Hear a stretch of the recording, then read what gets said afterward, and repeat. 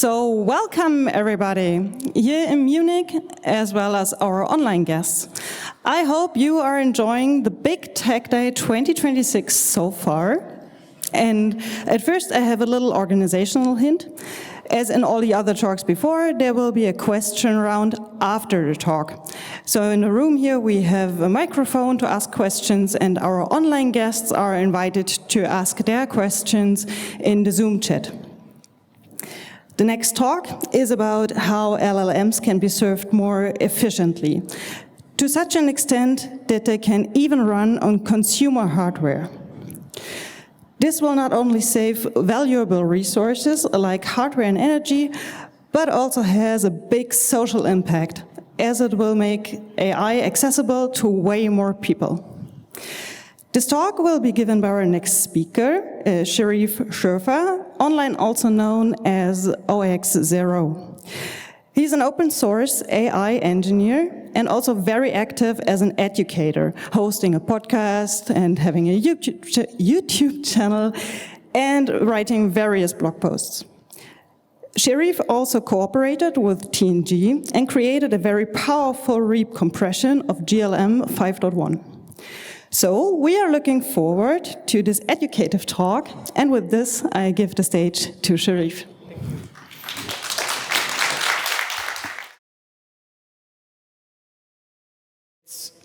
Router-weighted activation or pruning. So you could see in the orange, I know that the contrast is not so great, but in the orange, that's how many of the top 100 models on Hugging Face have REAPs. So this is a type of compression. REAP is a compression specifically for a mixture of expert models. I'm going to skip through a little bit. So mixture of expert models it's just like an architecture that was developed to make serving the inference, the intelligence faster. The larger a model gets, like if you initialize a model during training, one second. If you initialize a model during training with a lot of weights, you can train it on a lot of data. It gives you more space to train the model. So the larger the model is, the more intelligent and capable and knowledgeable it's going to be. This is all in accordance with scaling laws, which is the United States laboratories, they all believe in scaling laws. They want to make the biggest servers possible, the biggest models possible, and that's hopefully going to give us the best intelligence. Mixture of expert models, they're trained in a way where when you send a prompt, your prompt basically goes to a router, and this router decides which part of the model should see these tokens to start the generation process, to start outputting words and sentences and code. Typically, it's about 8%. Most of them are around 8% of the model will activate per token. So that can change every token, which is something to think about. So if I give a paragraph to a model, and this paragraph is like, what is in my email today? The model takes that prompt in, and any system prompt, and then it tokenizes it, and it's supposed to start token generation. So it'll pass whatever is in the context window, and it'll start generating the next token. And only a small percentage is going to activate, which makes it much faster. It makes it much more efficient. It spends less electricity. So this is why they adopted this, so that they can make the models bigger without making them too slow to use. Sorry about that. So REAP is a compression method that works exclusively on mixture of expert models. It scans the LLM, the architecture of the LLM. I know a lot of us have never seen it before, so I want to show you what an LLM looks like. So whatever you're interacting with, like the AI, is a list of files, and in those files there are these safe tensor files. And each safe tensor file could be up to like a few gigabytes, if not dozens of gigabytes. So each safe tensor file is just a list of numbers. That's all it is. It's a list of 16-bit numbers. Those 16-bit numbers are then served via the inference engine that takes in this configuration where it says config. So this is what tells the engine how to use these weights. It's very simple stuff. Like when you look at the output, it's just numbers. That's all it is. 99% of it is just numbers. So this part is not super complicated. I think it's worth understanding this. But when we want to run this at home, you can see this says 160 gigabytes. So, and this one is compressed. This comes already compressed. I'm going to go over to a different model that we'll be talking about today, which is GLM 5.1. So this is the frontier open source model right now, open weight model. It's at the top of all of the benchmarks, and you can see it says 1.5 TB, 1.5 terabytes. To run this, so the only people that can run this have data centers. If you don't have a data center, you cannot run this. The average cost for 1 gigabyte of VRAM is, on the cheap end, for cards that are 5 years old, about $30 per gigabyte. When we're talking about new cards that are meant for, like, tinkerers, it's $120 per gigabyte. And when we're talking about data center cards, it's actually about $500 per gigabyte. So if you want 1.5 terabytes, and this is just the weights. We're not talking about the KV cache, so the cache is like, while you're talking to it, all of that has to be stored, and it's very, like, a lot of math that has to be stored. So we're going to need about 2 terabytes to run this model, which would set the average company back something like $500,000 to $1 million, and it can maybe serve 8 people for $500,000 to $1 million if you're running it at full precision. So this model has 750 gigabytes. So the 750 billion parameters. So the way this works is any model, whatever the parameter size is, when you go onto Hugging Face or LM Studio, you're going to see some models with numbers like this. For example, 3.627B. So 27B is the size of the model. That's the parameter count of the model. How many 16-bit numbers are in the files that we just looked at? That's what the size means. So we're going to go back, and yeah, OK. So 1.5, again, 2 terabytes to run this. Very expensive. Not many people can do it. However, you can find on the model card, so Hugging Face has these features that help you find models that are modified or simplified or compressed. So you can go down and you can see here where it says fine tunes and quantizations. So I think I'm under fine tunes. There it is. This is one of them. Yeah. So you have a model like this. This is fine-tuned. This is a compression of the original. When we look at the file size, so you can see this is 1.1 terabytes. So it's still way, way too big. But we've only cut off about 25% of the model here. So what Reap does, we're going to go back to this, and we will actually click through it. So you basically take a model, any model that is a mixture of experts, and you take a calibration data set, or a mix of calibration data sets. So imagine you like GLM because it's good at coding. So the model knows way more stuff than just coding. It knows multiple, I think it knows 14 languages. It knows like stuff about theoretical physics. And that stuff might not be relevant to a user who just wants to have a digital assistant or a coding assistant at home. So that stuff, is there a way to get rid of it without destroying the model? This is the question that we're trying to ask, or how much can we compress it and still have something that works? So we take a calibration data set, and this data set is supposed to be whatever you're going to use. So let's say you're going to use it for coding, so you take some documentation, you take some code, and you give it to the model, and the model will look at it, and there's going to be like these emitted math, like saliency scores. We see which parts of the model are lighting up. Imagine the model is like a bunch of light bulbs, and you can see the paths that are lighting up for each prompt, and that tells you how important this thing is for you. So when you give it code and you see that maybe the first 20% lights up, that means that you want to preserve that first 20%. I'm simplifying a bit, but that's the gist of it. Or if you want to remove something from the model, for example, it says no too much. The Quen models are known for this. Like, they just say no. You ask them to do something, they say, I'm a coding model, I can't do this, even if it's like a coding task. So you can basically give the model prompts that are going to make it say no. And then you see what parts are activating. And that's what you cut off. You don't want it to say no anymore. So you can take that piece and you can cut it off, and now you have a model that is obliterated. So, OK. So yeah, you need the model that you select. You need the calibration data set of what you want to preserve. And you need hardware. And this is the part that sucks and that keeps a bunch of people out. So, of course, LLMs are memory bound. The reason we need these chips that are so expensive is because the amount of math that's happening while you prompt the model for it to generate a token is massive. So it needs to have a chip that is very fast, that is able to parallelize really well, and that is not cheap.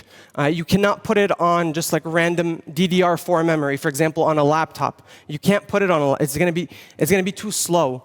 So we need fast, expensive memory for the first part. A lot of you probably are not familiar with what quantizations are, but if you have ever used LM Studio, you open it and it says which models you should download based on your hardware. So I think I have it on my machine. Hopefully it'll open.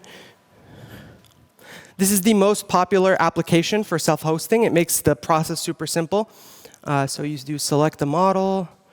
It's going to index. That might take some time. So it tells you here which models you can be using. I'm going to go to the search. And this is what most people experience when they use local AI, or if a company wants to have like an AI within their organization. Before they get sophisticated, they tend to use something like this. And it tells you like how big the model is and what quantization you should use for your hardware, just so they can make the model fit. So I'm going to click on this one. And yeah, you can see here the options. Quantization is different from pruning. One is chopping a piece off of the model, and the other one is taking those 16-bit numbers and turning them into smaller representations. So instead of 16 bits, you use 4 bits. So that's going to make it significantly cheaper to do all of this. And what's important, you'd think that like if you compress it, if you reduce the bits, or you chop pieces off, you'd think that it would perform worse. And sometimes it performs better on specific tasks that you want to preserve. Quantization is just shrinking the numbers. But what actually matters inside of the LLM when it's generating tokens is the ratios between the numbers. So let's say 400 divided by 200 is the same as 4 divided by 2. But one needs more bits to represent it. So it's the ratios between all of the weights that are super important for the model. That's how it generates the next token. We don't know like how it creates them. It's processing these tokens and finding these paths. We need to figure out how to preserve them. That's why we have a calibration data set. That's why we give the model data and we see what's happening with it. Let me go back. And the last part there is an extension of the scaling laws thing. So if you listen to podcasts or YouTube videos about OpenAI and Anthropic, they always talk about these scaling laws. We're going to get more NVIDIA cards. We're going to build bigger data centers. So the models are just getting bigger. They're not getting any smaller. And they're also getting more expensive to run. So the average token spent per task, the same task that was done 3 years ago. If you take, let's say you ask the model to go and filter your email, same stuff in your email, it's going to cost about 5 to 11 times more today because the model spends all of these thinking tokens. And they're doing all of these tool calls, and they're processing all of these system prompts. And this is really expensive. And right now, it's being subsidized. So if you are using AI, most likely either you're paying for a subscription, like let's say you're paying for GPT Plus or GPT Pro.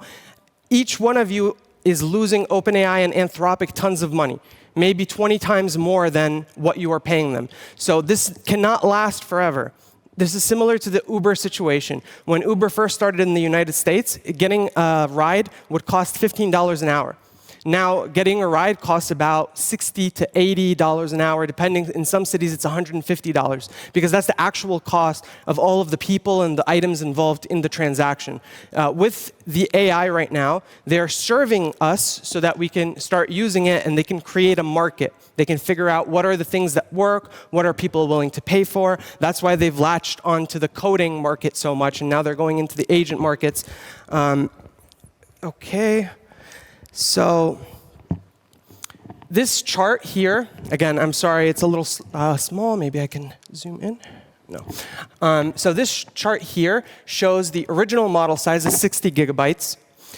After you do a reap, you can get it down to, like, you can choose how much you want to prune off, and there's trade-offs. You can decide what works for you. You can test it at every step. But if you do the maximum recommended pruning plus the maximum recommended quantization, you're going to get a model that is 12.5% the size of the original model, and is going to be able to perform almost identically on benchmarks of the thing that you're targeting. The main issue here is compute. The more samples you give the model, the more you're going to be able to create better prunes. The more information it sees, the more you can spend time on the GPUs to actually repair issues that you find with the model, the better the model is going to perform. We're going to look at a model running on my machine in a bit. So we looked at this.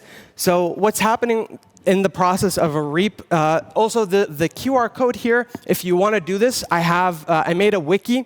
And I'll go back to the first page in a bit. But I made a wiki, and all of the code and all of this stuff, you just give it to a model, and it can do it for you. Like, you don't have to do it yourself. It's going to help you maybe understand more. So what's happening in the process is you give the model this data, again. It's going to watch it. You're going to create a saliency heat map. Which experts are activated the most, and which experts are activated for things like structured outputs, so like tool calling, or things that are super specific, like creating tables, and because a lot of that stuff gets damaged with people that are amateurs doing these things, like quantizations and pruning, will damage the model's ability to, like, do tool calls and stuff.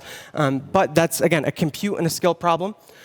So this is a good the visual representation on the right is what's important. We have a bunch of experts. Usually there's 256 per layer, and then there's, like, whatever amount of layers. So thousands, hundreds of thousands, if not millions of experts. And all of these experts are connected together.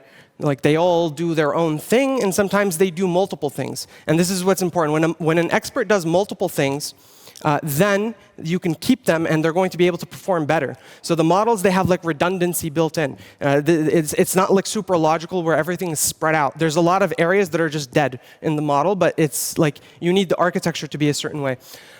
So here we give it data. We give it data, so all of these are alive. We don't know how important they are. Once we give it data, we can find the ones that are important, and we can take the rest off. We can throw them out. So here we have 9 experts. 3 of them have been cut off, so that is 33% compression.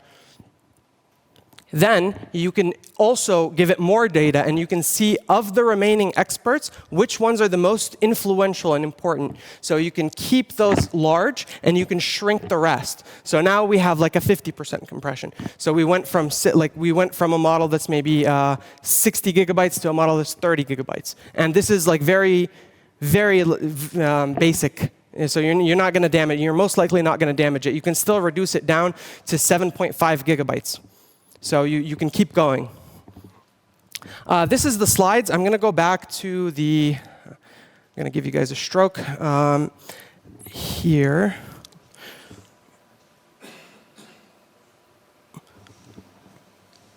So I'm just going to leave this open for a minute.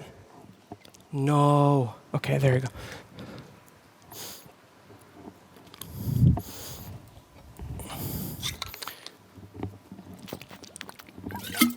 So we'll talk about why this is important in a minute. Because right now it's like, OK, this seems like a lot of effort. And it definitely is. Like, this is not super easy to do. But once you get it, and you can automate this process. I have, like, an automated system where I just take the newest models, and I automatically apply all this stuff. And they tend to work out pretty good. I want to open this. So this was yesterday. the cards, all the cards, are getting more expensive. Every single one of them. They're all raising in prices, like 20, 30% every few months, because there are global SRAM and DRAM shortages. They're not making enough of it. The ones that are being made are being sold out like pretty quickly to larger labs that are trying to choke out the competition. So they're buying compute not because they want to use it, but because they don't want someone else to have it, so that they can capture a market. Because the LLMs are compressions of data in the real world. You as a business, as a corporation, you have so much data, like all of the emails, all of the relationships, the Google Calendar history, your code, everything that you do in a company is training data. And eventually, somebody's going to be able to have enough compute to point it at that training data and train a model to do a lot of things, or to be a super assistant within a company. The one thing I wanted to say, because this is a common idea that a lot of people have, which is why would you take a model and do all this stuff when you can just pick a small model to do the same task, right? You can just have a small model do the tool calling and all this other stuff. One second. Evals, trade-offs. So with these larger models like GLM, the companies that are capable of training a model that big have good training data. They also have good engineers. And they have big budgets. So they can take all of that and pour it into a model over like 3 to 6 months. When you talk about a small model, there's this chinchilla coefficient. This is like a thing in the science, in the scaling law papers. So this chinchilla coefficient says that a model, you take the parameter size. So if the model has 100 billion parameters, you take that, you multiply it by 20. That's how many tokens it needs to see to be pre-trained. So if you take a 25 billion parameter model and a 100 billion parameter model, the 100 billion sees on average 4 times more data. So it's much more intelligent. It has more variability. It can do more stuff. It can learn more languages. It can code better. With the smaller ones, you end up hitting a wall where after it sees about 100 for 25 billion parameter, after it sees, so 25 times 20, that's too much math. I think, 500 billion tokens. So it's just not enough for something that is really phenomenal. So it's better to take a model that is huge and to chop pieces off and to do surgery on it and to figure out what's actually important for you, because those weights, that 30% of the weights that are left that you preserve, they're more valuable than the entire smaller model, because it's coming from better engineers, better training, more data. We will go back here. So I wanted to show this. So this is GLM 5.1. All of those numbers in the name are important, unfortunately. So GLM 5.1 is the model name. 478B is the parameter size. REAP is the code for this compression type. And then NVFP4 is a 4-bit quantization released by NVIDIA. They made their own compression, type. So I guess it's a way to take those 16-bit numbers and turn them into 4-bit numbers while maintaining a lot of accuracy. And you can only do it on these Blackwell chips and Hopper chips, I think. So it's a very good compression method. So we took a model that would have needed 1.5 terabytes just for the weights, 2 terabytes for the entire model to run. We took it and we put it on 370 gigabytes.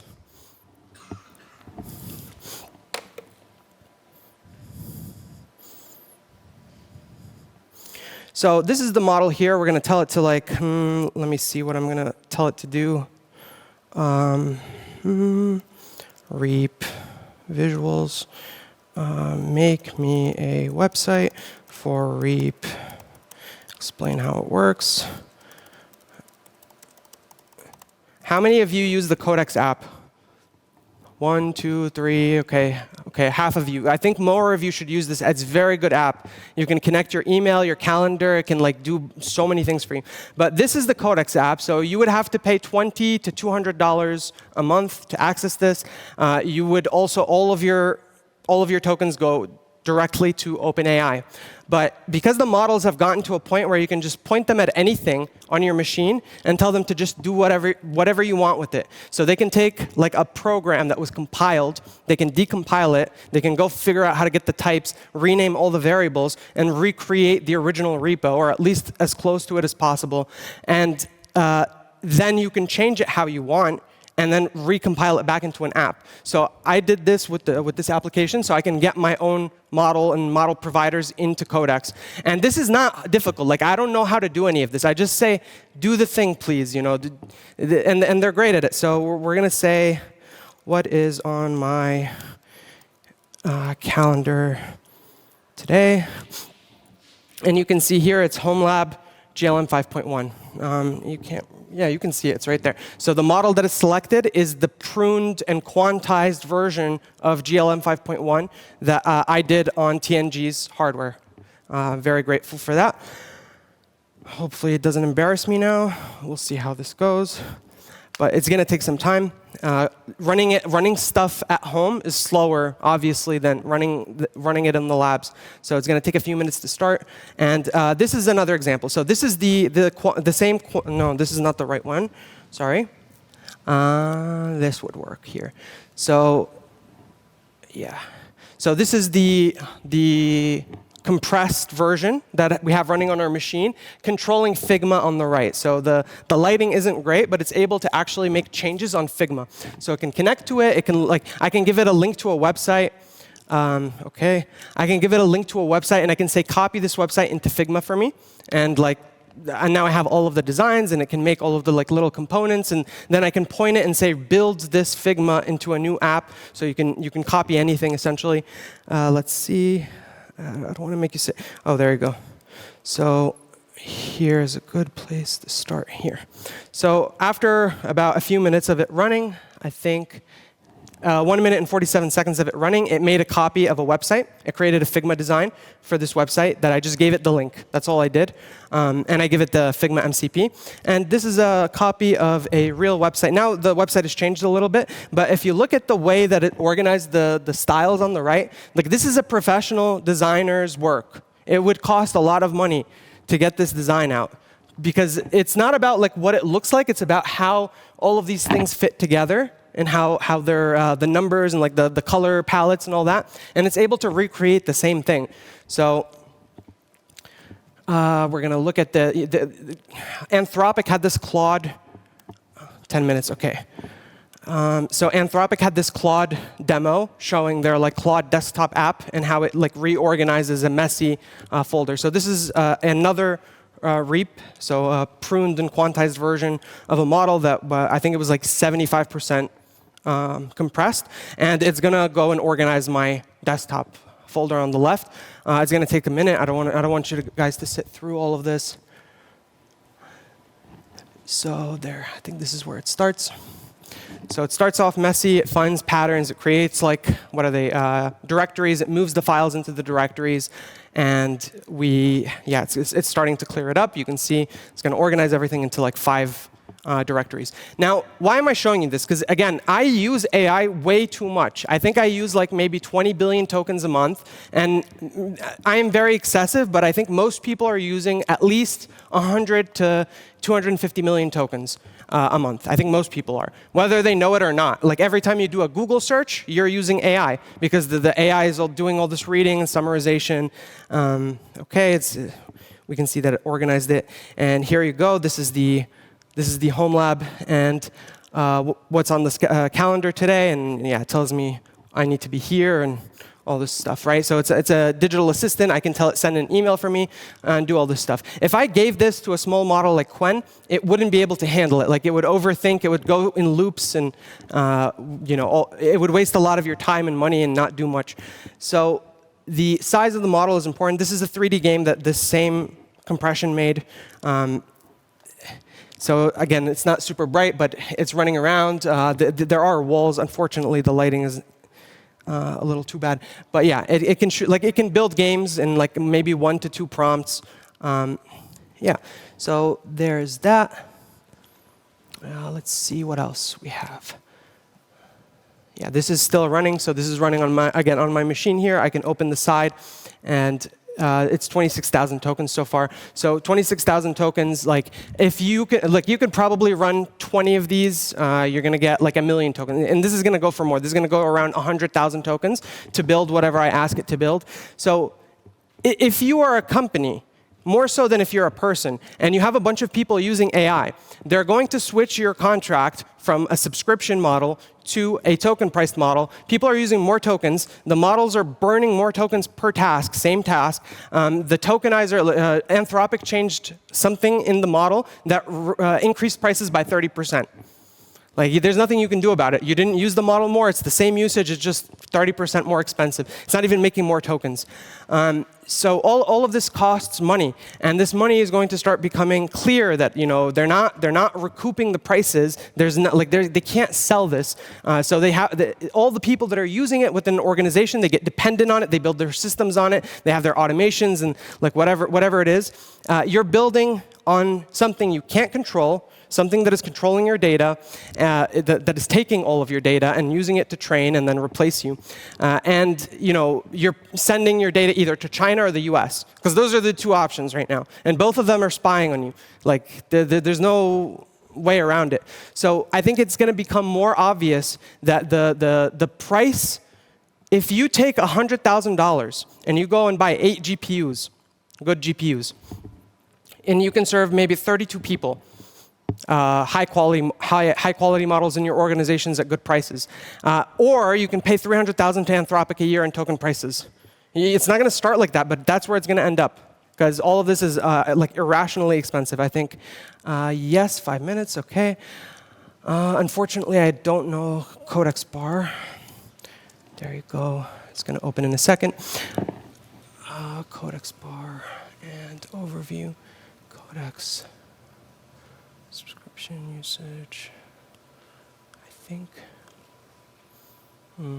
it's not loading well for me, but I was looking at it a day or two ago. I think I spent $8,000 on the Codex sub, and I only paid $200. So how is it how is this possible that they give me $8,000 of compute? Because the size of their models and the amount of tokens I'm burning means that they have 16 B200s on 24/7. Just for me, because I'm using it all day, 24 hours a day. They're also making these things like Goal. I don't know how many of you have seen like Goal or Loop, where you can just give the model a task, and it won't let it stop. It'll just keep it running until you stop it. So there are more token burner models around there, like ways for you to spend as many tokens as possible. Yeah, it's just a strange world we're going to get into. Let me see if there's anything else I could show you here.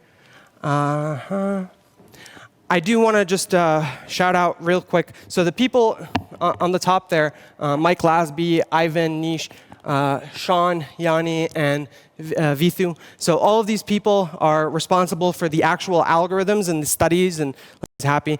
This is a great contribution to open source. We should have access to our own computers and our own models and our own, like anything that we use, we should be able to at least choose to run it at home. And without this like compression, how many of you are familiar with FFmpeg? Okay, a lot of you are nerds. So FFmpeg is like more so a dynamic compression, a dynamic compression algorithm. Like they're just figuring, because a video, if you try to take like a video and take a video and you try to show it to a person, that's like too much data to be able to process in a computer per second. So they have to do all these like crazy like compressions and like all these like vector space points and stuff that is above my level of understanding.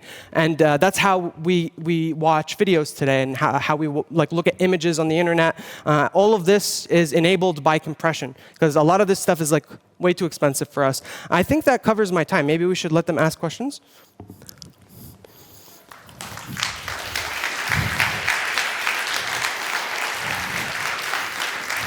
So, thank you a lot, Sherif, for this interesting talk. And we have some time left for questions. So, I see one here. So, let's start. So, you mentioned Reap is working on a mixture of experts model, and there is a model router, or a router for the experts in the model. when you're then removing some of the experts, does that mean you need to retrain the router, or you don't need to retrain it? If you want to retrain it, you will get better performance, but you don't need to retrain it. It works out the box. Like what happens is the router will then just have those experts that were cut out. They'll repoint to whatever was left, whatever is the most salient. So it's handled for you. I think the total cost for this, for 1 terabyte model, is going to be like $1,500 to get it to be able to run on 12.5 to maybe 15% of the original size. It's going to cost $1,500 if you do it perfectly in one shot. All right, thanks. Thank you. Okay, I think there was another question in the back.